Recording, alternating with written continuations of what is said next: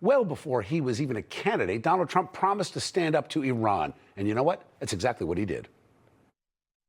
You take their oil. That's what How? How? I mean, do we want a war? What do we mean we take their oil? You go in. You're How gonna have do a we war, go Barbara. in? You're going to have a war by being weak. Okay, how do we go in? What do we do? Excuse me. Yeah. You're going to have a war.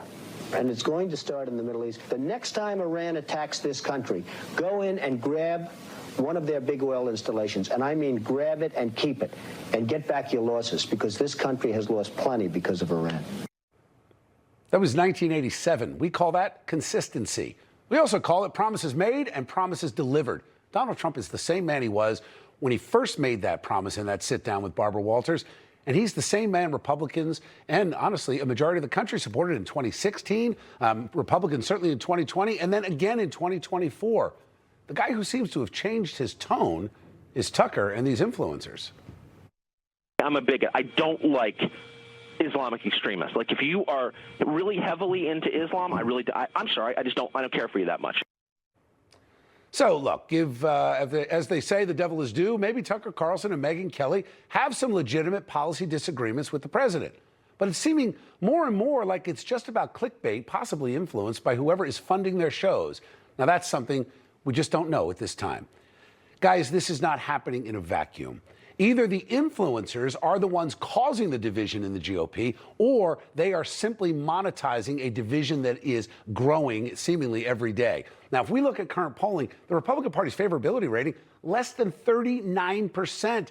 Literally, the Republican Party is on the verge of an all-time collapse in just 2 years. So the more the president punches down and engages in social media fights, the worse it may be for Republicans come the midterms. Republicans and the average Americans who put their trust in the president want him to succeed. They want him to fight the real enemy, the Socialist Democratic Party, who is selling us out, selling out our families, selling out law enforcement, and our economic prosperity, all to further their radical globalist agenda. President Trump should rise above this social media battle. Ignore the turncoat influencers, Mr. President. Focus on the people fighting every day to afford gas, food, housing. Focus on small businesses and military and law enforcement families who need the Republicans to hold on to Congress. Unite the party by ignoring and isolating these screaming detractors and focus on winning for all the people.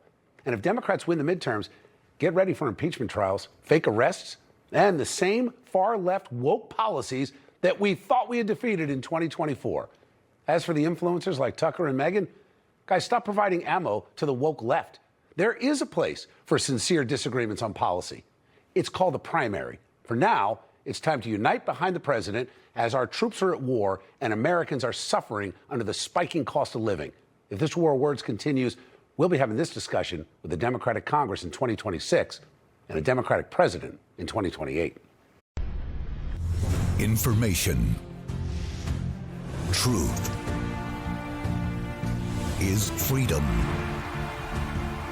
Is Newsmax. It's real news for real people.